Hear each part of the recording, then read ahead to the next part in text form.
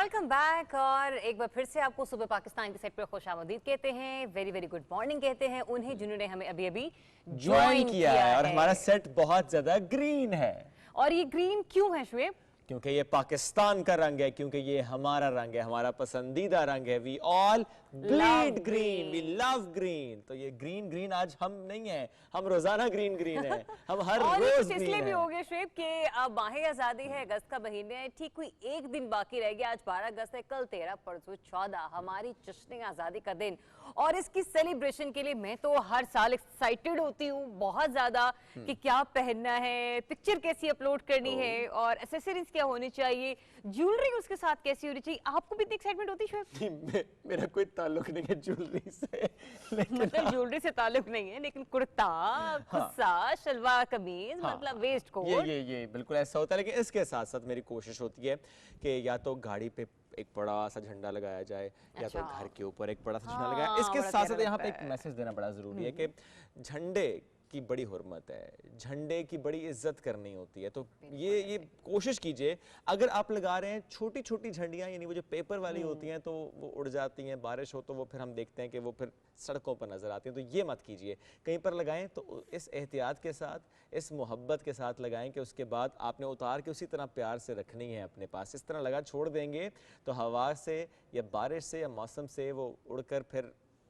जमीन पर आ जाएगी। तो झंडा जमीन पर नहीं होना चाहिए, झंडा ऊपर होना चाहिए, हर वक्त लहराता रहे, हर वक्त ये परचम हमारा सरबुलंद रहे। परचम लगाते हैं यहाँ क्योंकि है पाकिस्तान यहाँ दिल में। और जब हम बात करते हैं इसकी तैयारियों की, तो पाकिस्तान टेलीविजन न्यूज, हमारी इमारत, खूबसूरत इमारत सजाया जा रहा है, बिल्कुल सजाया जा रहा है। और हमारी कोशिश होगी कि हम 14 अगस्त की जो तैयारियां हैं वो कल आपको दिखाए, ना सिर्फ तैयारियां दिखाए, क्योंकि हमारे पास छुट्टी आ जाएगी हफ्ते के रोज, तो सोच ये लेते हैं, ऐसा करते प्रोड्यूसर सबको मनाते हैं कि कल के दिन जश्न आजादी ना सेलिब्रेट कर लीजिए। क्या बात है जी, प्री सेलिब्रेशन दिखाएंगे आपको कल। लेकिन इस वक्त जो सेलिब्रेशंस पूरे मुल्क में चल रही है उसकी अगर हम बात करें, सिर्फ इस्लामाबाद की बात कर लें, आज भी जब मैं अपने घर से निकला और मैं ऑफिस पहुंचा, रास्ते में नहीं सुबह के वक्त, आई थिंक मैं 6:30 बजे निकला, तो उस वक्त भी स्टॉल्स लगे हुए थे, उस वक्त भी हमें वहां झंडे नजर आ रहे थे, उसके साथ एक और चीज भी नजर आ रही थी, और वो है क्या? बाजा। बाजा।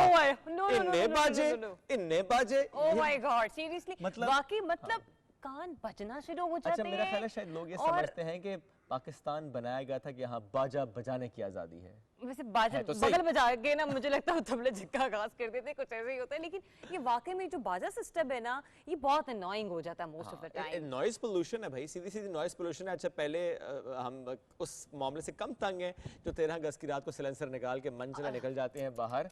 अब ये नए बाजा भी, हाँ, वन विलिंग होती है। बिल्कुल आपने सही तरफ तवज्जो दिलवाई शुएब के बाजुकात ना सिर्फ नॉइज पॉल्यूशन को फैलाया जाता है, बल्कि सिलेंसर निकालकर जो जान है उसे भी खतरे में डाल दी जाती है। बहुत बड़ी जिम्मेदारी पेरेंट्स की है। अच्छा, तो मैं पेरेंट्स से आज मुखातिब हूँ।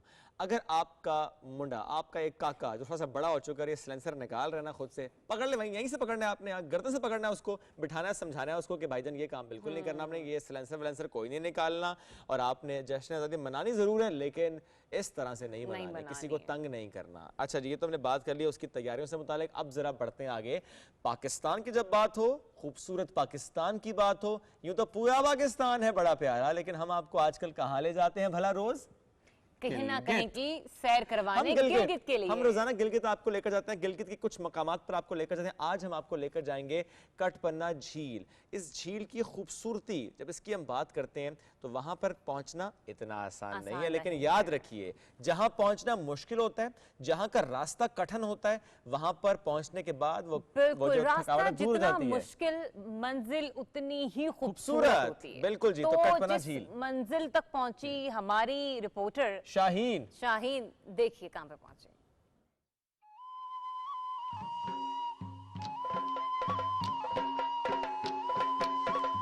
ये कटपन्ना झील है। ये स्कर्दो शहर से तकरीबन 30 मिनट के फासले पर वाक़ा है।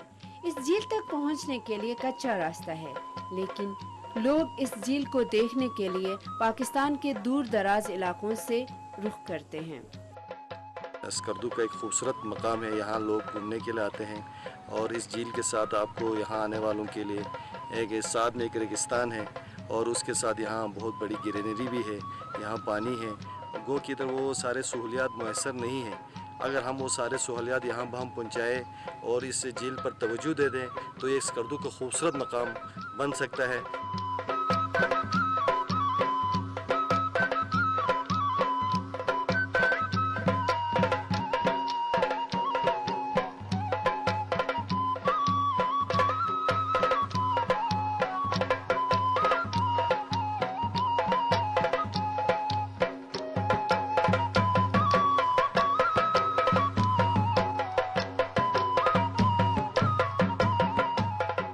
बल्तिस्तान खुसूसन बल्तिस्तान का पोटेंशियल सयाहत के हवाले से बहुत ज़्यादा है। मैशत का जो दारमदार है बल्तिस्तान का स्कर्दू का, वो सयाहत के ऊपर डिपेंड करता है। जिस मुकाम पर हम बैठे हैं ये एक झील है, कतपना झील है, और यहाँ पे भी 3-4 हट्स यहाँ पे बने हुए हैं लोगों के, और इसमें भी 10-15 लोग यहाँ पे उनका रोज़गार मिला हुआ है।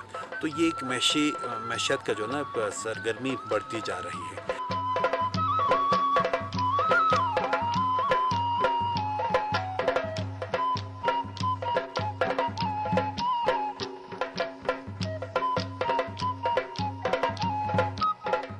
झील में ऐसी घास पाई जाती है जो पुराने जमाने में घरों की छतों के लिए इस्तेमाल की जाती थी। इस झील के किनारे में खूबसूरत खोखे हैं जहां पर इलाकाई डिशेस खाने को मिलते हैं।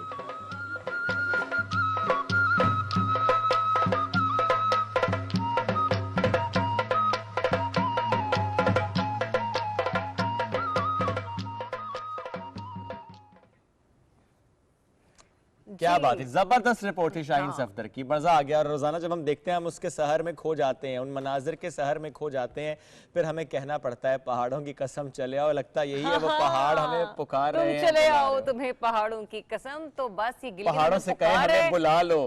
प्रोड्यूसर साहब भेज दें यार, तो डेली बेसिस पे हम आपको कहते हैं कि हमें जाना है, आप कहीं जाने का इंतजाम ही नहीं कर रहे हमारे, कि चले अच्छा छुट्टी मिलेगी तो जाएंगे ना शुएब। क्यों प्रोग्राम वहां से नहीं हो सकता? नहीं वैसे ये बात भी आपकी ठीक है, लेकिन पहाड़ों पे जाके ना सिग्नल का इशू हो जाता है बहुत ज्यादा। रिकॉर्ड करके भेज देंगे।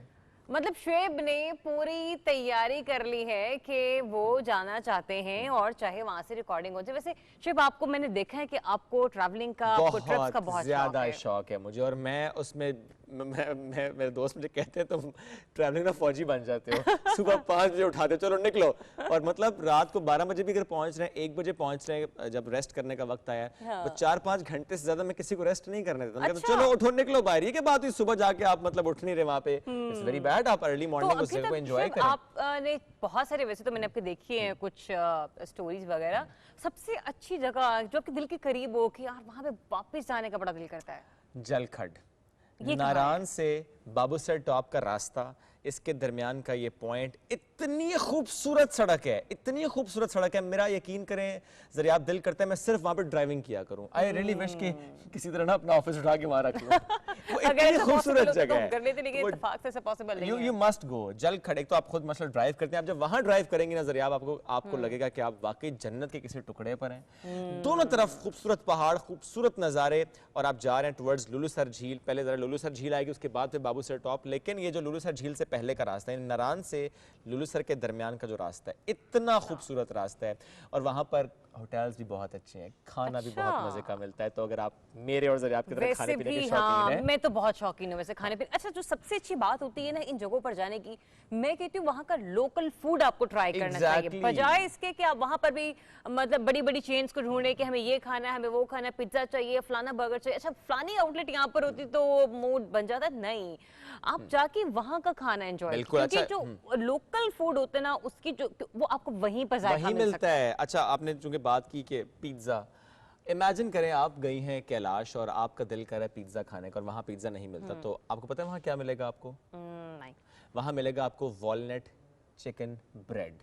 वो वहाँ का पिज्जा है, वो एक रोटी के अंदर बेसिकली उसको फिल किया होता है उन्होंने चिकन और उस वॉलनट के साथ, और वो इतनी डिलीशियस, इतनी रिच उनकी एक कुजीन है, तो मजा आ जाता है वो खा के। जबरदस्त। अच्छा, ये वॉलनट चिकन ब्रेड, यस, और ये आप समझ लें कि उनका पिज्जा है वो, यानी उस डो के अंदर फिलिंग होती है, नमकीन होता है, वो डो के अंदर फिल्ड होता है ये।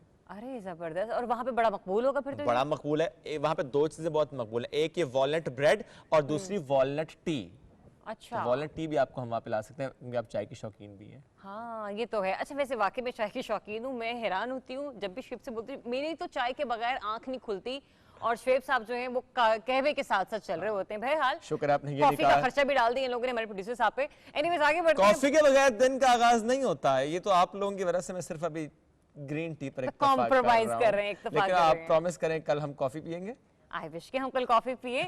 और उसके साथ साथ मैं ये भी कहूंगी कि चलिए जरा प्रोग्राम को आगे बढ़ाते हैं। बिल्कुल ठीक है। ट्रैवल डायरी से आगे निकलते हैं, अपने शौक भी हम बाद में पूरे करते रहेंगे। वैसे मेरा एक शौक है कि इंसान का सजना सवरना खूबसूरत रहना बड़ा मैटर करता है। Very right. लेकिन साथ ही साथ हम ये देखते हैं कि बाज़ औक़ात हम लोग पढ़ लिख लेते हैं, डिग्रीज हासिल कर लेते हैं, लेकिन कहीं ना कहीं सेल्फ ग्रूमिंग की जो चीजें हैं ना वो बहुत पीछे रह जाती हैं। एग्जैक्टली। अच्छा, आप जिनका आप जिक्र करने वाली हैं, नाजिया मलिक की ये बात करने वाली हैं। और नाजिया के बारे में सबसे अच्छी बात पता है मुझे क्या लगती है? जब नाजिया किसी जगह पर जाती हैं, वो चाहे कोई इवेंट हो, वो चाहे कोई सेट हो, वो चाहे कोई शो हो, वो ऐसे ही नहीं चली जाती। वो पहले देखती हैं सेट पे कलर कौन सा है, सोफा किस कलर के, उसके अकॉर्डिंगली उनका ड्रेस जो है ना वो सिलेक्ट होता है। She is right here. अस्सलाम वालेकुम, गुड मॉर्निंग। वालेकुम सलाम, हाउ आर यू? क्या हाल है आप लोगों के? अल्हम्दुलिल्लाह, आप सुनाइए। आप गुड कैसी हैं? Morning to both of you morning. And Thank you everyone. so लगता है much. भागते Good morning भागते to the I set of हैं। सुबह पाकिस्तान। मैं बहुत भागते भागते आई हूँ। क्योंकि 10:15 बजे का टाइम दिया गया था नाज़िया कि नाज़िया आपने पहुंचना। नाज़िया की मुझे लग रहा है तैयारियों में नाज़िया लेट हो गई। नहीं नहीं, मैं बिल्कुल लेट नहीं हुई, असल में वो उबर मिलने में लेट हो गया। ओ हो। मतलब ये है कि सवारी मिलने में नाज़िया थोड़ी सी लेट होगी। बहरहाल कोई बात ही नहीं। और नाज़िया आपके घर पे खूबसूरत लग रही हैं। जो है आप वो अच्छी लग सिग्नल्स रही नहीं आ रहे थे। ओके। अच्छा नाज़िया आप ये बताना चाह रही हैं कि गुज़िश्ता रात आप नाजिया ने मेरे घर अनाउंस थी। कर दिए कि आपके घर में सिग्नल्स नहीं आ रहे थे। जी बिल्कुल। नाज़िया कराची से कल आई है इस्लामाबाद। नाज़िया मेरी बहुत अच्छी दोस्त है और नाज़िया मेरी ही मेहमान थी। और मैंने एक नाज़िया को गलती कहा फिर था- आपने की ना, क्या? आप सुबह साथ लेकर आती हैं इनको। बस कुछ ऐसा था कि नाज़िया ने कहा कि मैं जरा नहीं, मैंने कहा था पूरी मैं कर लूं। आप जाओ, जल्दी जाओ आराम से सुकून से, तो मैं आ जाऊंगी ना, पीछे मैं घर सो के आ जाएंगे, कोई मसला थोड़ी हाँ, है और उसमें। फिर मैंने तो वैसे ही आ जाना था यहाँ पर आके तैयार। नाज़िया ने तो जरा फिर मैंने कहा टाइम लगाना बैठूंगी, था। मैंने कहा चलो मैं आराम से सुकून से, चलो खैर हो गया जो होना था, इट्स ओके। वैसे लेकिन ये नाज़िया कि- कराची की क्या हालत है, कैसा मौसम है वहाँ? कराची में ऐसा ही मौसम है अभी तो फिलहाल तो मतलब अच्छा, बेहतर है। मतलब वहाँ पे कि हल्का हवाएं फुल्का- बहुत चलती हैं, यहाँ हब्स बहुत ज्यादा बहुत वहाँ ज्यादा आजकल हवाएं हब्स चल है। रही हैं आजकल भी चल रही हैं। आजकल भी चल रही हैं और आजकल ठंडी ठंडी ज्यादा हवाएं चल रही हैं। जो हम कराची से आए तो हवाएं चलना शुरू हो गई हैं। ये क्या बात आप हो? जो है देखें, जहाँ पे मई और जून में ना हवा नहीं चलती नहीं है। चलती। और जून के बाद जो जुलाई और अगस्त है वो तो बहुत अच्छा होता है। बहुत Yes, अच्छा होता है। yes, ठीक है। मेरे ख्याल में- चलिए नाज़िया, चूंकि आप फैशन इंडस्ट्री से आपका ताल्लुक है हाँ। और माशाल्लाह एक सर्टिफाइड आप मेकअप आर्टिस्ट हैं फ्रॉम Yes, लंदन, yes. तो इसके लिए भी हम चाहते हैं कि कुछ ब्यूटी टिप्स, कुछ ब्यूटी एक्सपर्टीज जो है वो आप अपनी हमारे व्यूअर्स के साथ शेयर करें। सबसे पहले तो मुझे ये बताएं आजकल फिलहाल किस किस्म का मेकअप लुक इन है? लाइक हम पीच में देखते हैं, ब्रॉन्ज में देखते हैं, न्यूड में देखते हैं, तो ये किस किस्म की एज को किस तरह से डिफाइन कर सकता है? एक्चुअली इट ऑल डिपेंड्स आपके अपने फेस का स्ट्रक्चर कैसा है, फेस की स्किन कैसी है। अगर आपके स्किन वगैरह जो है वो बेहतर होता है, लाइक आपके बहुत आप फेयर हैं तो आपके पास आपके ऊपर डिफरेंट मेकअप सूट करेगा। अगर आप थोड़े से टैन है तो डिफरेंट मेकअप सूट करेगा।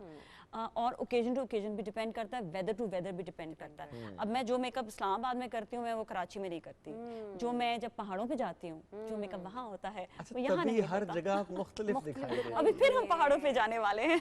नाज़िया यहीं पे मेरा सवाल आ गया। मतलब देखिए इस्लामाबाद का वेदर हमने देखा है प्लेजेंट होता है, ठीक है। कराची और लेकिन आजकल जरा थोड़ी सी हब्स है। कराची क्या अमूमन नमी होती है वहाँ के वेदर में, और जब आप पहाड़ों की बात करें तो थोड़ा ड्राई होता है। बहुत dry होता है, सबसे हाँ। बेसिक चीज है आपकी बेस। बेस तो एग्जैक्टली। हम किस किस्म के टेम्परेचर के साथ किस किस्म की बेस को यूज, क्योंकि मूव्स भी हैं हमारे पास, Yes, yes. लिक्विड भी है और स्टिक अच्छा, there so many kind of base. आपके पास ऑयल बेस भी होता है, आपके पास वाटर बेस भी होता है, आपका जो है वो जो जिसके अंदर वाटर ज्यादा होता है उसको हम वाटर बेस कहते हैं, जिसमें ऑयल ज्यादा होता है उसे ऑयल बेस कहते हैं। नाउ डिपेंड्स कि आपने कौन सा वाला बेस अपनी फेस के लिए आपने यूज करना है। फिर फुल कवरेज होता है, लाइट कवरेज होता है। मैं आजकल जो खुद जो यूज कर रही हूँ चीजें वो मैं इस तरह करती हूँ कि मैं यूज करती हूँ बहुत ही टेंट जिसे कहते हैं ना, वो टेंट के ऊपर फिर मैं क्या करती हूँ कि वो बहुत ही लाइट बेस होता है, उसके ऊपर फिर कंसीलर जो है ना वो आप हैवियर यूज करें तो क्या होता है कि आप बहुत ज्यादा हैवी नहीं लगते। इस वक्त मैंने भी इस वक्त भी टेंट यूज किया हुआ है। अच्छा। और उसमें कंसील जो है ना वो उसको मैंने जरा सा हैवी कर दिया, तो उससे क्या होता है कि आपकी बेस आपका फेस भी बहुत सॉफ्ट सा लगता है अच्छा। और बहुत हैवी नहीं आता और साथ में ये है कि आपका जो स्किन टोन है वो भी नेचुरल लगता है। लेकिन अगर आप किसी शादी में जा रहे हैं, ब्राइड है, तो फिर मैं कहती हूँ आप फिर फुल कवरेज बेस यूज़ करें, which is oil base, and you have to use oil base के साथ आपको इस्तेमाल करना होता है वाटर, अच्छा, उसको, ताकि आप टफ कर दें। कराची है तो पाउडर ज़्यादा करना पड़ता है क्योंकि थोड़ी देर बाद वो मेल्ट हो जाता है। और अगर आप थोड़ा सा ऊपर की तरफ आते हैं जहाँ ड्राई वेदर है, वहाँ पर क्या होता है कि आपको लूज पाउडर ज़्यादा यूज़ करने होते हैं।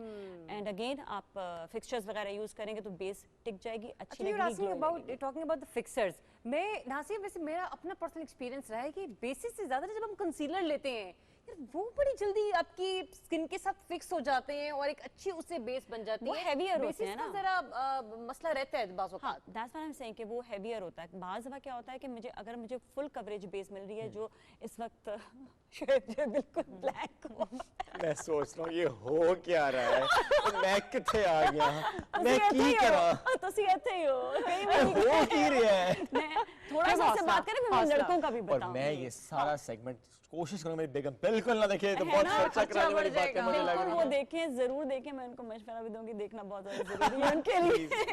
तो लेकिन सीखोगे ना तुम। हमारे एक एंकर पर्सन है साहिल लोधी, अच्छा। वो सब उनके साथ इतने मेकअप सेगमेंट हुए हैं कि जब मैं उनके साथ काम कर रही थी ना, आई वाज लाइक यार आपको तो ज्यादा पता है मुझसे क्यों इतने उन्हें सेगमेंट्स कर चुके हैं ना मेकअप पर कि अब उनको इन्फॉर्मेशन, तो आपको भी इन्फॉर्मेशन होनी चाहिए। ये है तो सही, लेकिन आज ना जरिया ने मामलात को बहुत ऊपर की ओर कर दिया। आज बड़ी टेक्निकल, देखो ये मतलब हाइलाइटर, फिक्सर, सीरियसली पता है मेकअप अब इतना टेक्नोलॉजी मेकअप में आगे बढ़ आगे गई। हमारी है, में एक चीज कहती है advancement आ गई एडवांस है। चला गया हमारा बेसिक जो एक चीज है जो हम क्यों मेकअप पे इतनी तरजीह देते हैं, सबको अच्छा लगने का हक है, बेशक। ठीक है। हमारी सबसे ज्यादा अहम इंडस्ट्री जो है वो है वेडिंग, शादी। हमारे पास क्या एंटरटेनमेंट है मुझे बताएं, हमारे पास मेन एंटरटेनमेंट जो है वो शादी ब्याह Event है। है। उस इवेंट में हर कोई अपने आप को एक लेवल पर और खूबसूरत देखना चाहता है, क्योंकि इतना सोशल मीडिया आगे बढ़ गया है कि आपको जरूरत होती है कि अच्छा लगे, सोशल मीडिया में अच्छा लगे। अब तो इवेंट की वीडियोस बन रही होती बिल्कुल हैं जो ऐसे। वायरल होती हैं, फॉरगेट अबाउट अब सेलिब्रिटीज, और क्या अब तो सोशल मीडिया में लोग वायरल हो रहे होते हैं and they want to look good. तो जब वो अच्छा लगना चाहते हैं तो क्यों नहीं, सही है ना? अच्छा, ये जो बात तो नासिया सही है। पर्सनल मेकअप जिसे हम भी कहते अच्छा हैं कि लग रहा नॉर्मल क्वांटिटी का मेकअप होता है, जो मतलब यानी कि आप बेसिक्स ऐसी कौन सी 3-4 चीजें हैं कि जिन्हें आप अपने फेस पर अप्लाई कर लें तो आप मेकओवर लगते हैं, देखें मतलब इनहैंस हो जाते हैं आपके फीचर्स? सबसे ज्यादा जो डिपेंड करता है आपके अगेन फीचर्स अच्छा, और ओकेजन।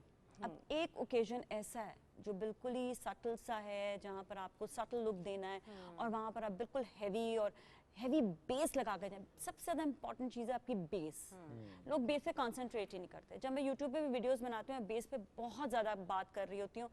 आपकी बेस अच्छी है ना, आपने वन आई शेड भी लगा दिया, आपने वन लाइनर भी लगा दिया, इनफ। अगर आपकी बेस केकी हो गई है, यू लुक ओल्डर, आपकी शक्ल हेवियर हो जाएगी। कहते हैं ना वो मेकअप करके जी बड़ी उम्र का बना दिया। एक तो आपकी आंखें, अगर आज सुबह मेकअप रूम में ये बातें हो ये रही थी। डिस्कशन हो हाँ, रही थी। अगर आपने बेस बहुत हैवी लगाया तो आप बड़े उम्र के लगेंगे। आंखें आपने बिला वजह बहुत हैवी कर दी और स्मोकी कर दी तो भी बड़ी उम्र के लगेंगे। तो आपको हर चीज़ ओकेजन के हिसाब से देखनी पड़ती है। किस ओके, मैं तो पहले पूछती हूँ अपने क्लाइंट से भी कि ये बताएं कि आपके लोग कितने आ रहे हैं। 100 आ रहे हैं, 100 के मुताबिक मेकअप होगा। अगर 4000 है, 4000 के मुताबिक मेकअप होगा। आउटफिट कैसा है, अगर उसका आउटफिट बिल्कुल बहुत हैवी है तो उसके मुताबिक मेकअप होगा। बहुत हैवी आउटफिट पे भी अक्सर खवातीन बहुत ही लाइट मेकअप करा लेती तो बिल्कुल अच्छा नहीं लगता। मैं कहती हूँ उस पर थोड़ा सा आपको इनहांस करना जरूरी है। मुझे एक सवाल आया है। आप 2 सवाल करते मिस, हैं। मेरा सवाल ये है कि ये Yes. जो इतनी बड़ी बड़ी आई लैशेज लगती बहुत खूबसूरत नहीं, लेकिन क्या ये डैमेज भी करती हैं? मेरी कैसी लग रही है? बहुत प्यारी लगती क्या है। लग रही है पहले ना? compliment मुझे देना ये बात चाहिए। अच्छी लगती है, पता है, तारीफ करता है, यू आर गुड बॉय। जरा आप भी बहुत प्यारी लग रही है, आप भी बहुत अच्छे लग रहे हैं। तारीफ करनी चाहिए एक वैसे दूसरे नाज़रीन की। मुझे रात को कहते थे जरा कुर्ता बहुत अच्छा लग रहा है। आज मैंने वैसे सिफा का कुर्ता पहना है। हाँ, बड़ा बहुत अच्छी अच्छा मैंने designer कहा है। It's very nice and I don't know something about you के तुम पे कुर्ते बहुत अच्छे लगते हैं। ये कैरी बहुत अच्छा करती है। कैरी high अच्छा करते हैं, एग्जैक्टली। तो क्या था तुम्हारा सवाल? सवाल ये था क्या कोई ऐसी पलकें भी होती हाँ, हैं पलके जो खराब नहीं नहीं कर नहीं नहीं देती हैं? पलके आप जो लगाते हैं ना फॉल्स लैशेस, वो बेसिकली लैश के ऊपर नहीं लगती है। लेकिन अगर आपने बहुत ज़्यादा उसको लैश के ऊपर लगाया और ग्लू जो है वो आपकी अच्छी क्वालिटी की नहीं है, ओके। तो फिर डैमेज हो सकता है। ठीक है। बहुत देर तक नहीं लगानी चाहिए। अगर आप एवरीडे भी लगाएं तो 1-2 घंटे के लिए लगाएं। ठीक है। अच्छा, जो फॉल्स लैशेस जो लगती हैं, जो आजकल हम वो भी काम कर रहे हैं, फॉल्स लैशेस जो 15 दिन 20 दिन के लिए होती हैं, वो भी डैमेज नहीं करती, क्योंकि वो आपकी स्किन पर नहीं आता, आपके ऊपर सिर्फ लैश के ऊपर लगता है वो। Okay so it stage for 15 to 20 days। जिसकी शादी होने वाली होती है, हम कहते हैं चले आप आप लगा लगा लें। लें। अगेन दैट डिपेंड्स कि आप किससे लगवा हाँ रहे अच्छा, हैं। वैसे नाजिया की ये भी एक्सपर्टीज है, लेकिन चूंकि टाइम हमारे पास बड़ा मुख्तसर है तो हम नाजिया आपको यहीं पे स्टॉप करेंगे, लेकिन आपने नेक्स्ट हमें टाइम जरूर देना है, क्योंकि आप ये सब बिल्कुल। काम कर रही हैं। मैं भी जरा सैलून आपके चक्कर लगाती हूँ और करवाती हूँ कराची में sessions आना आपके पड़ेगा आके। आपको उसके आ जाऊंगी मैं डिटेल आपसे Thank जानने you, के लिए कि नाजिया, किस thank तरह से you. आप इस तरह से ये मतलब सेशंस कर रही हैं। By the way thank you so much Nazia for being Anytime, with us, anytime. And इंशाल्लाह आपसे दोबारा फिर मुलाकात होती है। हमें Surely. क्विकली ब्रेक की तरफ बढ़ने का काजर है शुएब, तो बढ़ जाते ब्रेक हैं। लेते हैं और ब्रेक की तरफ जाते हैं, फिर वापस आते हैं।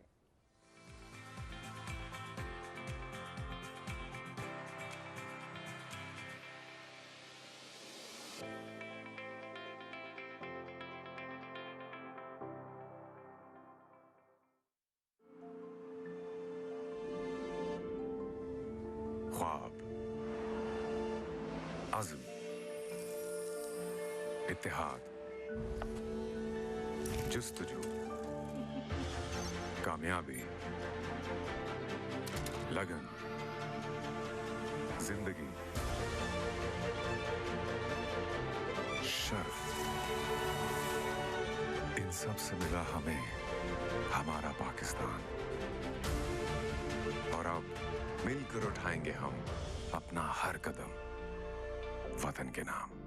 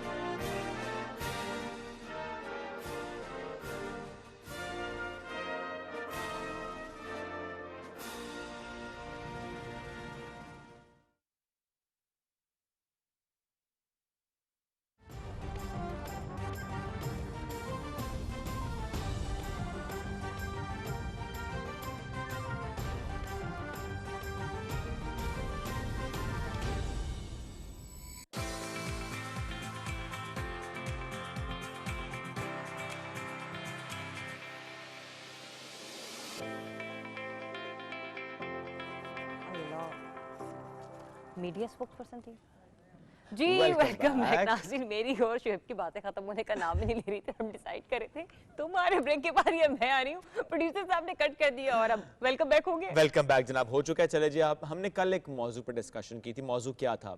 पाकिस्तान की ओलंपिक्स में कारकर्दगी बुरी क्यों रही? पाकिस्तान में टैलेंट है, हमारे एथलीट्स जो कि परफॉर्म करना चाहते हैं, जो कि बहुत मेहनत करते हैं, लेकिन ना जाने क्या वजह है मेडल हासिल नहीं कर पाते। इसमें हमने कल फहमीदा मिर्ज़ा साहिबा से जानने की कोशिश की थी कि रीज़न्स क्या हैं, ऐसा क्या मामला है कि हम मेडल्स हासिल नहीं कर पा रहे। क्या मामला है कि अक्सर किसी के साथ कोच नहीं जाता, किसी को सपोर्ट नहीं किया जाता, किसी की तारीख जो होती है जाने की वो डिले हो जाती है। तो ऐसे बहुत से मामलात हैं। और इसके साथ साथ अब चूँकि एक और इवेंट है और वो है पैरालंपिक्स। चंद दिन बाद इसका आगाज़ होने वाला है। पाकिस्तान से भी ज़ाहिर है हमारे एथलीट्स जाएंगे, रिप्रेजेंट करेंगे पाकिस्तान को। तो कहीं जो पहले बद इंतज़ामी कह लूँ या जो मामलात कुछ ख़राब रहे, ऐसी कुछ खबरें आई, कहीं वो अब इस इवेंट पर तो उसका ख़तरा नहीं मंडला रहा। जब हम इस पर बात करेंगे तो हमें इस वक्त ज्वाइन किया है हुमा बेग साहिबा ने।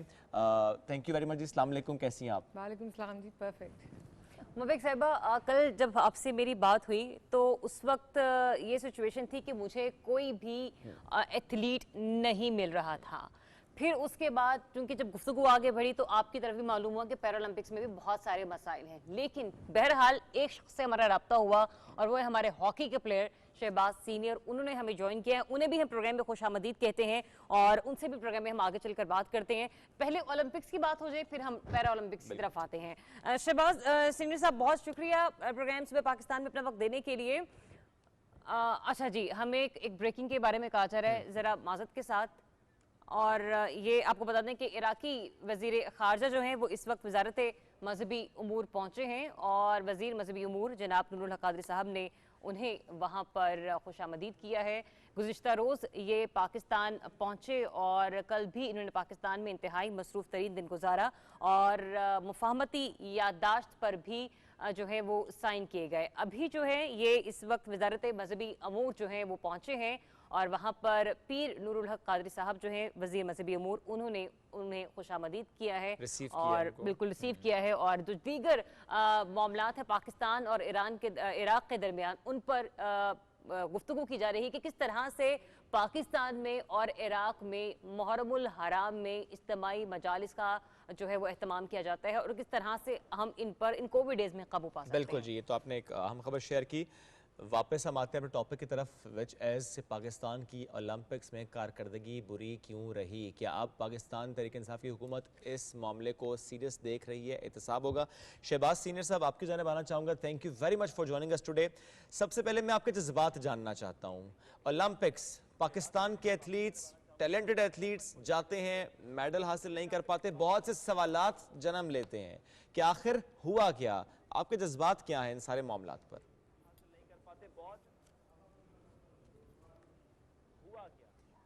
शहबाज साहब, आपको आवाज़ आ रही है? देखें, अस्सलाम वालेकुम। बात यह है कि कोई भी गोल अगर आपने ज़िंदगी में अचीव शहबाज करना साहब, है तो आप उसके लिए हमें सुन प्रायोरिटी पा रहे सेट हैं? करनी पड़ती हैं। जी जी जी जी, और हमारी अगर आप गवर्नमेंट से शुरू हो, आईपीसी मिनिस्ट्री है, पाकिस्तान स्पोर्ट्स बोर्ड है, तो इन सब की प्रायोरिटीज़ गेम्स नहीं हैं। ये आई डोंट नो कि स्पोर्ट्स पे इतनी तवज्जो क्यों दी नहीं जा रही, क्योंकि जिस कंट्री में भी स्पोर्ट्स पे तवज्जो दी जाती है एक हेल्दी मुआशरा जन्म लेता है।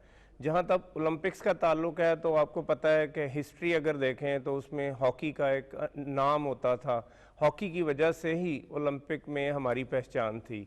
बदकिस्मती से हम उसके लिए क्वालिफाई नहीं कर सके। जहाँ तक ये जेवलिन थ्रो का ताल्लुक है, नदीम अरशद, तो मैंने उसको देखा, उसमें बड़ा पोटेंशियल है।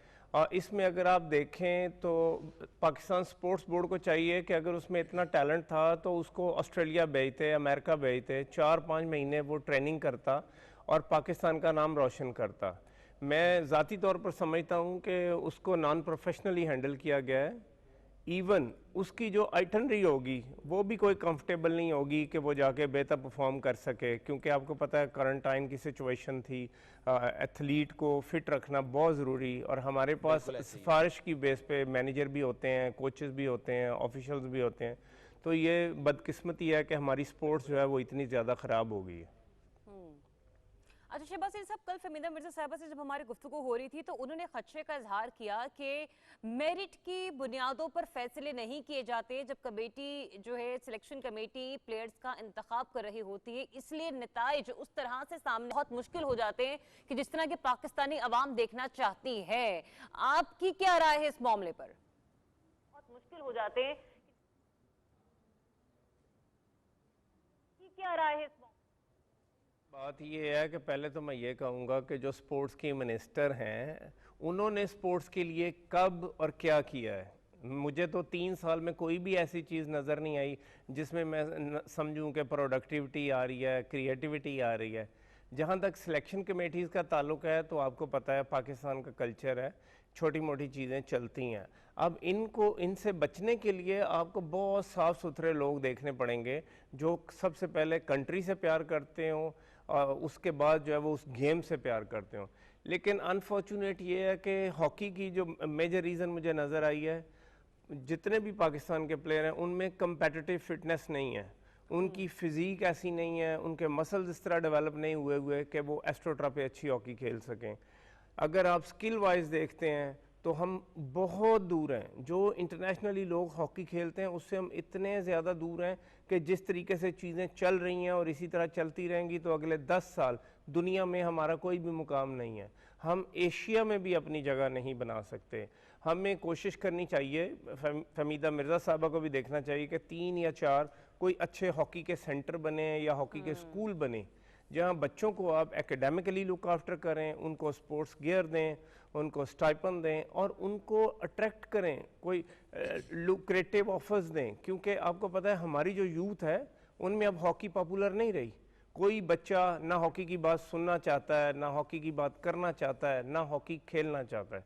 तो हमें वो लोग जहाँ रूरल एरियाज़ में हॉकी खेलते हैं या खेलना चाहते हैं उनको मेरिट पर ढूंढना पड़ेगा और उनको लुक आफ्टर करना पड़ेगा।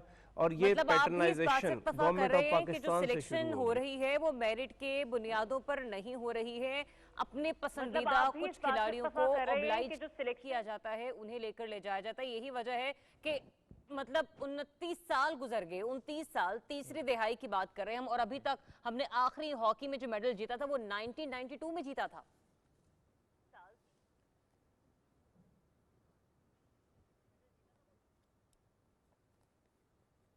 बात ये है कि आप अगर स्पोर्ट्स ना देखें, ऑर्गेनाइजेशनें भी देखें, हमारा कल्चर यही है। 20-20, 30-30 लाख पे लोग बाहर से आ जाते हैं, डीमेरिट लोग होते हैं। इसी तरह स्पोर्ट्स में देख लें, स्पोर्ट्स की एसोसिएशनों, ऑर्गेनाइजेशनों में देख लें। अगर आप सूबों की हॉकी की तरफ चले जाएं तो 30-30, 35-35 साल से लोग बैठे हुए हैं। वो हॉकी के लिए कुछ करें या ना करें, लेकिन उनकी कुर्सी महफूज है। अगर आप उनको छेड़ना चाहेंगी तो आपकी अपनी कुर्सी जो है वो महफूज नहीं रहेगी। अच्छा। पाकिस्तान में जो चीज़ें आज तक ठीक नहीं हो सकी, सिस्टम अच्छा इंट्रोड्यूस नहीं हो सका, तो उसकी रीज़न यही है कि हमारे फैसले डीमेरिट होते रहे। ठीक, तो मतलब वही जिस कशिश का उन्होंने इजहार किया, यही वजह थी कि कल जब मैं खुद एथलीट से रब्ता कर रही थी, मेरी कोऑर्डिनेटर रब्ता कर रही थी, तो कोई एथलीट स्क्रीन पर आकर बात करने को तैयार नहीं था, क्योंकि अच्छा था, उसे डर था कि अगर आज वो आके स्क्रीन पर इन जिम्मेदारान के खिलाफ कुछ बोल देगा तो शायद वो प्रॉब्लम में आ सकता है और नेक्स्ट टाइम वो सिलेक्शन कमेटी उसे साइन नहीं करेगी मजीद कहीं पर जाने के लिए। लेकिन ओलंपिक के साथ साथ पैरालंपिक की भी बात कर लेते हैं, क्योंकि जो ही ओलंपिक खत्म होता है उसके साथ ही अगले हफ्ते से पैरालंपिक का आगाज हो जाता है। और इसी सिलसिले में, जैसे कि मैंने आपसे पहले भी इंट्रोडक्शन करवाया, नेशनल पैरालंपिक्स कमेटी की मीडिया डायरेक्टर हुमा बेग साहब हमारे साथ मौजूद है। हुमा बेग साहब, सॉरी माजी साहब थोड़ा सा वक्त करना पड़ा, लेकिन इंतजार करना पड़ा। हम शहबाज साहब से बात कर रहे थे कि क्या वजूहात हैं कि ओलंपिक्स में इस किस्म की मुश्किलात का उन्हें सामना है, कि पैरालंपिक्स में भी सूरत हाल यही है? देखिए, पैरालंपिक्स में ऑब्वियसली सिचुएशन ये है, बल्कि उससे ज़्यादा ख़राब है। अच्छा, आप लोग जो है ना इस वक्त सिलेक्शन की बात करें, मेरे ख्याल में इस प्रॉब्लम को ज़रा समझना चाहिए। जी जी। जो पैरालंपिक एसोसिएशन है और जो नेशनल पैरालंपिक एसोसिएशन है, ये दुनिया में अब एक लेवल के ऊपर आ गए। अच्छा। पाकिस्तान में तो अभी पीपल विद डिसेबिलिटी और स्पोर्ट्स, तो आधे लोगों को पता ही नहीं होगा कि माजूर इंसानों का इतना बड़ा ग्लोबल प्लेटफॉर्म है, और ये कि पाकिस्तान इसमें दुनिया का रिकॉर्ड तोड़ चुका है। यानी कि पाकिस्तान गया, आप कह रहे हैं ना कि क्या एथलीट्स क्यों नहीं गोल्ड मेडल लेते, मैं आपको कह रही हूँ NPC gold medal 72 gold, bronze और सिल्वर मेडल्स पाकिस्तान के लिए ला चुका है और पाकिस्तानियों को नहीं पता। हैदर अली ने चाइना में 2008 में वर्ल्ड रिकॉर्ड तोड़ा था, पाकिस्तानियों को नहीं पता। तो मैं तो पहले आप लोगों से सवाल करूंगी, पाकिस्तान आप सोए हुए, मीडिया सोया हुआ है, तो मैं तो आप लोगों को पहले बोलूंगी कि देखिए, पहले समझें कि मसाइल एक तो हैं कॉम्प्लेक्स हैं, एंड द फैक्ट इज़ कि एनपीसी ने बग़ैर फंडिंग के, बगैर किसी चीज़ के इतनी ज़बरदस्त आपको कारकर्दगी करके दिखा दी है। इवन जिसकी बात आपने की, उन्होंने 2016 में भी मेडल लिया था। उसने जी रियो के अंदर ब्रॉन्ज भी लिया था। और आप ये याद रखें, गुजरांवाला से हैदर अली, उसने अपना शुरू में अखाड़ा खुद खोदा था क्योंकि उसको स्पोर्ट्स फैसिलिटीज़ नहीं थी। सो सबसे पहले जो एनपीसी और पैरालंपिक एसोसिएशन का इशू ये कि वो स्पोर्ट्स बोर्ड में गवर्नमेंट बॉडीज़ नहीं होती। दुनिया में अगर आप इन ये जो दो इदारे हैं, ये गवर्नमेंट के नीचे नहीं आते, वो चाहते हैं कि आप ऑटोनमस हों। तो पाकिस्तान में स्पोर्ट्स बोर्ड और पैरालंपिक एसोसिएशन काफ़ी देर तक ना आपस में झगड़ते रहे। फिर ओलंपिक एसोसिएशन को पाकिस्तान गवर्नमेंट ने रिकग्नाइज करके उसको ग्रांट में लिया है, लेकिन एनपीसी को भूल गए। नेशनल पैरालंपिक्स को अब 22 साल हो गए पैदा हुए हुए, 72 मेडल्स आपको दे दिए, लेकिन आज तक इनको ग्रांट का एक धेला नहीं मिलता, क्योंकि अभी तक कन्फ्यूजन जारी है। तो सबसे पहले अगर आप कहेंगे कि स्पोर्ट्स को ठीक किस तरह करना है, सबसे पहले है कि जो भी स्पोर्ट्स अथॉरिटी हैं, जिसमें फेडरल मिनिस्टर से लेके प्रोविंशियल मिनिस्टर जितने भी हैं, उनको समझना चाहिए कि मसला क्या है। हमने खतूत लिखे हुए, उनको समझाया हुआ है। अब इस मसले को जी हमें ख़त्म कर देना चाहिए, ताकि हम अपना फोकस करें पाकिस्तान में टैलेंट ढूंढने के लिए। ग्रास रूट लेवल से डिस्ट्रिक्ट लेवल स्पोर्ट्स देखें, प्राइम मिनिस्टर इमरान खान साहब को अच्छी तरह पता है, क्रिकेट में वही चीज़ होती थी, ग्रास रूट से बच्चे ट्रेन होते हैं। आप और हम लोग स्कूल में होते थे, हम लोग खेलते थे रातों को, पागल हो जाते थे। Did anybody pick us up, और किसी ने हमें क्या कंपटीशन में डाला, आगे हमें लेके गए? नहीं, मौका ही नहीं मिला। बल्कि जैसा मेरे वालिद साहब हॉकी में गवर्नमेंट कॉलेज में सेलेक्ट हो गए थे लिटरली फॉर ओलंपिक्स, पर उनको फिर एक स्कॉलरशिप मिल गई, वो चले गए। तब ये सिस्टम था कि स्कूल्स अच्छे अच्छे स्टूडेंट्स को ऊपर लाते थे। देखिए, पॉलिटिक्स में भी ये होता है, पॉलिटिशियन भी ग्रास रूट से शुरू होता है, फिर ऊपर आता है। एथलीट भी जो है एथलीट क्या होता है, शुरू होगा। हाँ। क्रिकेट और हॉकी को अगर आप छोड़ दें, एथलीट जो होता है ना उसकी बॉडी एक मसल होता है, और एथलेटिक्स जो है आप घर बैठ के नहीं कर सकते, आपको कोई सर्विस चाहिए होती है, आपको कोई ट्रेनर चाहिए होता है। एंड येट इस बात को कहने के बावजूद आप सोचें कि हैदर ने खुद अपने आप को ट्रेन किया। कोच हमारे अकबर मुगल साहब ने उसको बहुत पॉलिश भी किया, लेकिन शुरू उसने खुद किया था। अब वो जा रहा है लॉन्ग जंप से शिफ्ट हो रहा है टू डिस्कस थ्रो। पहले भी वो डिस्कस करता था, लेकिन अब देखे ना कहाँ वो 20s में होता था जब गोल्ड ये सिल्वर लाया था, अब वो 35 है। So he is now doing discuss. और पाकिस्तान की जो पहले ओलंपिक एथलीट अब जा रही है Paralympic, Anila Izzat Baig, she is also doing discus. But do you know कि जहाँ से वो आती है उसके घर के मसाइल, ये बहुत हम्बल बैकग्राउंड से लोग हैं, और इनको जब सपोर्ट आप नहीं देते तो ये अपने लिए 3 वक्त की रोटी बेहतर तरीके से नहीं खा सकते। तो यहाँ इशू सिर्फ ये कहना कि जी सिर्फ सिलेक्शन के इश्यूज हैं, मैं आपको कहती हूँ बहुत सारे इश्यूज हैं। चलिए उन इश्यूज पर भी बात करते हैं, लेकिन कल आप ही की वजह से एक खूबसूरत सी वीडियो हमें मिली कि हम वो टैलेंट दिखा सकें कि पैरालंपिक्स के जो टैलेंटेड एथलीट्स हैं वो किस किस्म की परफॉर्मेंसेस का मुजाहरा कर सकते हैं। चलाइए प्रोड्यूसर साहब।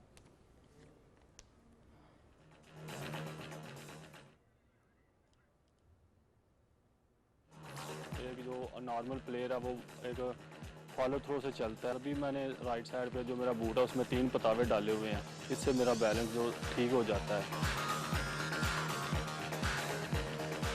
2002 में मैं गवर्नमेंट कॉलेज में पढ़ता था, तो अचानक मैं ग्राउंड की तरफ गया तो वहाँ लॉन्ग जंप के ट्रायल हो रहे थे। तो मैंने कहा क्यों ना चेक करूँ अपने आप को। मैंने वहाँ पर ट्रायल दिए और मेरी सिलेक्शन हो गई, और फिर मैं गवर्नमेंट कॉलेज की तरफ से बोर्ड के हमारे इंटरमीडिएट के मुकाबले हो गए, तब मैंने 18.9 फुट जंप लगाकर बोर्ड का चैम्पियन हुआ। पहले 2006 में हम गए थे मलेशिया, वहाँ पर हुई थी 9th पैसिफिक गेम। वहाँ पर मैंने लॉन्ग जंप में गोल्ड मेडल लिया था और 7 एशियन रिकॉर्ड ब्रेक किया था। उसके अलावा 100, 200 एंड डिस्कस थ्रो में सिल्वर मेडल लिया। 2008 में बीजिंग पैरालंपिक गेम्स हुई, वहाँ पर मैंने सिल्वर मेडल लिया पाकिस्तान की तरफ से, और पाकिस्तान हिस्ट्री का ये पहला मेडल था पैरालंपिक्स में, और साथ मैंने वर्ल्ड रिकॉर्ड ब्रेक किया लॉन्ग जंप। हम तो बहुत खुश हैं एनपीसी के कि वो हमें इतना बड़े मौके फराहम करते हैं। हमने कभी सोचा भी नहीं था कि हम इतने इंटरनेशनल लेवल पर भी कभी आ सकेंगे और कभी इतना बड़ा मेगा इवेंट खेल सकेंगे। अभी जो लंदन पैरालंपिक गेम हो रही हैं, तो इतना ज़बरदस्त एथलीट्स दरियाब, और अब मैं ये कह सकता हूँ यहाँ पर कि जो पहले उम्मीदें बाकी एथलीट से थी, चूँकि ज़ाहिर मेडल्स हासिल नहीं कर पाए, और इनका ये जज्बा, इनकी लगन, इनकी जुस्तजू, इनकी मेहनत देखकर हम ये कह सकते हैं कि अब नज़रें इनकी जानिब है कि ये इंशाल्लाह मेडल लेकर आएंगे। ही सुपर टैलेंटेड माशाल्लाह। अब मुझे बताएं कि इनके वहाँ जाने का जो मामला है उसमें क्या क्या मुश्किलात आई, क्या क्या रुकावटें हैं, किस किस मुश्किल से इसको गुजरना पड़ रहा है? अच्छा, पहले तो होता है जी आप जो है ना सिर्फ मुंह उठा के पैरालंपिक्स नहीं जा सकते, आपको दुनिया में रीजनल इवेंट्स करने होते हैं, आपको मेडल्स लेने होते हैं, आप इसका क्वालिफिकेशन का एक लंबा प्रोसेस होता है। पहले तो उन बेचारों को उसके पैसे ही नहीं मिलते, यानी कि अगर आपका एस कार्ड हो, यानी कि हैदर जैसा एथलीट हो ज़बरदस्त। एक वक्त आया था जब वो रियो ब्राज़ील में जब ओलंपिक्स हुए थे, पैरालंपिक्स तब भी नहीं जा सकता था, क्योंकि रीजनली उसको अगर 2-3 इवेंट्स में अगर उसने अटेंडेंस नहीं की, मेडल नहीं लिया, तो वो नहीं जा सकता। और उन इवेंट्स में जाना कितना मुश्किल था उसके लिए। तो हमने फकीरों की तरह नहीं होता कशकोल लेके तो इकट्ठा कर के तो धक्के इधर लगाए, तो वो काम किया। लेकिन बड़ी देखिए होता ये कि आपको रजिस्टर, साइन अप, फ्लान ढमका, पेपर वर्क करना पड़ता है। 1 साल से ये प्रोसेस शुरू होता है, और पाकिस्तान का हाल ये कि 20 को इन्होंने जाना है और अभी तक टिकट्स नहीं है। ये रोना चल रहा है, टिकट्स नहीं है अभी तक। पंजाब गवर्नमेंट अल्हम्दुलिल्लाह स्टेप्ड इन, बहुत बहुत शुक्रिया जी गवर्नमेंट ऑफ पंजाब, क्योंकि राय तैमूर भट्टी साहब ने आई थिंक इसका ऐलान कर दिया है। और पंजाब को ये पता होना चाहिए कि इस वक्त पंजाब के ही एथलीट्स हैं, डशकरे एथलीट्स। आपके पास इतने माशाल्लाह, वैसे तो केपी के भी काफ़ी थे, लेकिन पंजाब ने स्टेप अप करके बचा ली सिचुएशन। लेकिन अभी मैनेजमेंट के पास टिकट्स नहीं है, और एथलीट मैनेजर के बगैर नहीं जा सकता। जो CDM होता है, शेफ द मिशन, जो लीड करता है, वो भी अपनी जेब से जा रहा है, हमारा मीडिया रिप्रेजेंटेटिव भी जेब से जा रहा है, सब जेब से जा रहे हैं। ये हो क्या रहा है? मतलब ये कि यहाँ पर भी मतलब माजरत के साथ कशकोल उठाकर ही सब कुछ करना पड़ रहा है।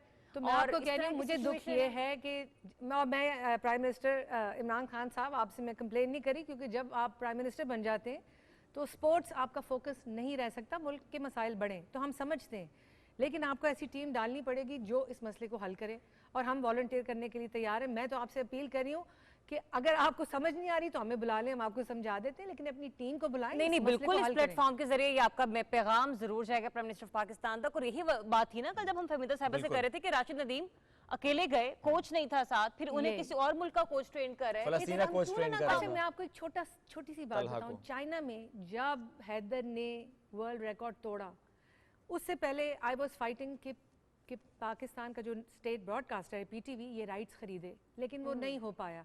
आपको पता है कि पिछले गेम्स में मैंने अपनी पर्सनल जेब से टीवी राइट्स खरीदे थे, क्योंकि चाइना में जब बीजिंग में आप सोचें पता नहीं 65,000 आई डोंट नो कितने हजार लोग थे, और जब हैदर ने जीता तो आपको पता है लोग क्या चैंट करे थे, पाकिस्तान, बिकॉज चाइनीज में पाकिस्तान को पाकिस्तान कहते हैं। और मैं तो रो रही थी, धड़ल्ले से रो रही थी कि मेरा मुल्क नहीं देख सका कि इसने कितना बड़ा ये मार्का मारा है। और मुझे आके फकीरों की तरह फिर जर्नलिस्ट को उठा के कह रहा था कि प्लीज न्यूज कवर करो। कहाँ आपने मार्का भी मार लिया, जीत भी गए, वर्ल्ड रिकॉर्ड भी तोड़ दिया, लेकिन बताना भी पाकिस्तान में लाइव दिखा नहीं सके। आप सोचें। मोहम्मद साहब, आप ही की बात को मैं इंडोर्स कर लूंगी। कल फहमीदा साहिबा ने एक गिला किया जो कि उनका अपनी जगह बिल्कुल जायज था, आपने का गिला भी बिल्कुल अपनी जगह जायज है, कि जब हम लोग बात करे थे नेशनल स्पोर्ट्स ओलंपिक्स की सरबराही कमेटी के हवाले से कि कुछ उन्होंने जर्नलिस्ट के हवाला दिया कि वो उनकी उसमें शान में कॉलम्स पर कॉलम्स लिख रहे हैं। ये भी बहुत एक बड़ी नेग्लिजेंसी है कि हमारी सहाफत में खुशामदी कुछ हैं लोग, शायद मैं गलत अल्फाज का या नामुनासिब अल्फाज का इस्तेमाल कर लूँ, लेकिन किसी को इतना सपोर्ट उस तरह से करते हैं जहाँ पे वो सपोर्ट बनती नहीं है। और आप यहाँ पर कह रहे हैं कि जर्नलिज्म में कम से कम आप एक पीटीवी स्पोर्ट्स से राइट्स मांग रही हैं कि वो विनिंग मोमेंट्स जो हैं वो दिखा दिए जाएं, एटलीस्ट दिखाया जाए कि जो लास्ट आप चेज कर रहे हैं वो किस तरह से कर रहे हैं, और यहाँ पर उस तरह के जो लोग हैं उनको अप्रिशिएट नहीं किया जा रहा। गलती किसकी है फिर यहाँ पर? बस ये मैं तो आपको एक लिस्ट दे सकती हूँ गलती किसकी, अगर आपने असल में पूछना है, बट ये प्लेटफॉर्म उसका नहीं है। ये प्लेटफॉर्म है जी कि मैं असर रसूख वाले लोग, कॉर्पोरेट सेक्टर देखें हमेशा ब्रांड एम्बेसडर्स ढूंढ रहा होता है। मैं कॉर्पोरेट सेक्टर से पूछती हूँ, आप लोगों को हैदर अली नहीं नजर आ रहा? एशियन गेम्स में आपको याद है वो हमारी जो एथलीट थी who one south Asian games में, साउथ एशियन गेम्स इधर हैं, पैरालंपिक्स दुनिया का सबसे बड़ा प्लेटफॉर्म है। और एक कंफ्यूजन मैं क्लियर कर दूं, बहुत से लोग समझते हैं कि एक स्पेशल नीड्स का होता है जहाँ मेंटल डिसेबिलिटी के लोग होते हैं, जहाँ बड़े एथलीट्स को प्यार मोहब्बत से लिया जाता है, उसमें कंपटीशन नहीं होता। पैरालंपिक्स वो नहीं है, पैरालंपिक्स ग्लोबल, यहाँ पे कट थ्रोट कंपटीशन होता है। सो इस वक्त मैं कॉर्पोरेट सेक्टर से बोलूँगी प्लीज़ आप लोग आएँ, एनपीसी को सपोर्ट करें एज अ, वो कहते हैं ना कि हम किसी का इंतज़ार क्यों करें, हम लोग आपस में मिलके और एथलीट्स ढूंढें। मैं काफ़ी दफ़ा जी, क्योंकि मैं फिल्म मेकर भी हूँ तो मैं पाकिस्तान में घूमती रहती हूँ, कोने खुदरों में ज़बरदस्त किस्म के लोग फुल सेल्फ ट्रेंड है, लेकिन उनको प्लेटफॉर्म पे लाना, उनको इस प्रोसेस से गुजारने का कोई प्रोसेस नहीं। और एनपीसी को भी स्ट्रेंथन करने के लिए देखें हम सब वॉलंटियर्स हैं, लेकिन एक वॉलंटियर एसोसिएशन जो है वो अब जो है ना, वाना फाटा कितने तगड़े माशाल्लाह, पठान बलोची बॉडीज देखें ना, जिन जिन की बॉडी स्ट्रांग है, और शूटिंग में हमें ट्रेनिंग देनी चाहिए कि हमारी फोर्सेस बहुत शार्प हैं। सो जैवलिन थ्रो में आपने देख लिया, अपर बॉडी पावर के साथ आप एक सिंपल सी चीज़ के साथ कर सकते हैं, लेकिन घरों में हमारे नेज़े तो नहीं पड़े होते ना।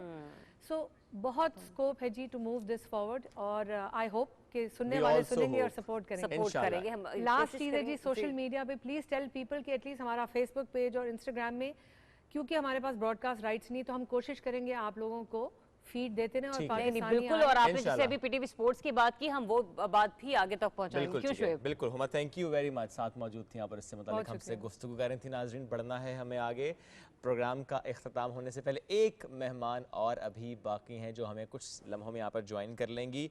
महनूर है इनका नाम, क्या है तो छोटी सी लेकिन सुर बड़े पक्के हैं, छोटी उम्र सुर पक्का, क्या गाती हैं, ज़बरदस्त गाती हैं। आ चुकी हैं हमारे यहाँ पर, हुमा के साथ ही विराजमान है। हुमा को भी हमने ज़रा आज थोड़ा एंजॉय करवाते हैं, कुछ टॉपिक्स ऐसे होते हैं ना कि इंसान थोड़ा डिस्टर्ब होता है, तो आप ज़रा हुमा देखिएगा कि कितनी प्यारी इनकी आवाज़ है। कैसी है महनूर आप? अस्सलाम वालेकुम। वालेकुम अस्सलाम, मैं बिल्कुल ठीक हूँ, आप कैसे हैं? ज़बरदस्त, ठीक ठाक। वाह क्या कॉन्फिडेंस है श्रेया।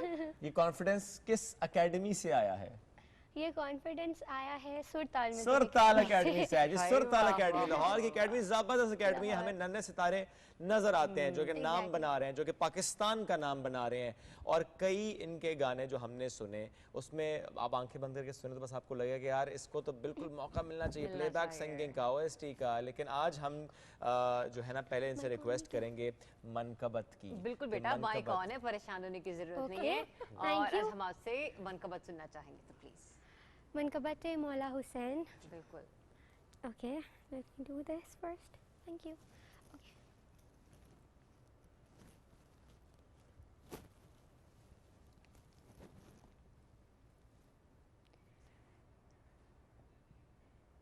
मेरा हुसैन बागे नबूवत का फूल है, मेरा हुसैन बागे नबूवत का फूल है, हैदर की इसमें जान है, हैदर की इसमें जान है, खूने बतूल है, मेरा हुसैन बागे नबूवत का फूल है। गुजरा जहाँ जहाँ से नवासा रसूल का, गुजरा जहाँ जहाँ से नवासा रसूल का, गुजरा जहाँ जहाँ से नवासा रसूल का, अब तक वहाँ खुदा के करम का नज़ूल है, अब तक वहाँ खुदा के करम का नज़ूल है, हैदर की इसमें जान है, खूने बतूल है, मेरा हुसैन बागे नबूवत का फूल है, जिसके लिए यजीद ने इतने सितम किए, जिसके लिए यजीद ने इतने सितम किए, जिसके लिए यजीद ने इतने सितम किए, वो तख्त तो हुसैन के कदमों की धूल है, वो तख्त तो हुसैन के कदमों की धूल है।